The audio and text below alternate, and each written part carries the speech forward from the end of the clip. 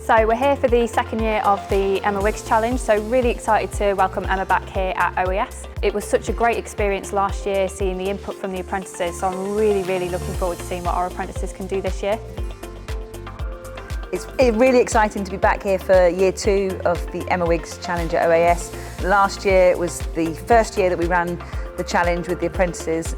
Really exciting to see how they could use their ideas, their innovation and the skills that they learn as they study here to come up with ideas to help people in society that have disabilities.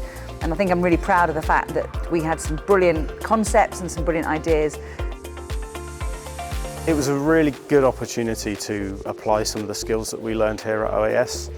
A great way for us to expand on our teamwork, communication skills, and also a bit of presentation as well. So I'm going to be working with the apprentices over the next few months, hopefully touching base with them virtually and chatting through any questions that they've got and giving them some pointers, not from a manufacturing perspective, but from a disability perspective. And then we'll be back here in April to do the judging, and hopefully there'll be a range of different concepts and different ideas that we will be able to then judge and announce the winners. So having Emma here to launch the competition is really important for the apprentices. They can meet someone that is truly inspirational, that's had to overcome adversity to achieve some really amazing things. And I'm hoping that it really inspires them with their future career. They can really apply everything that they learn and to see that they can achieve anything as well.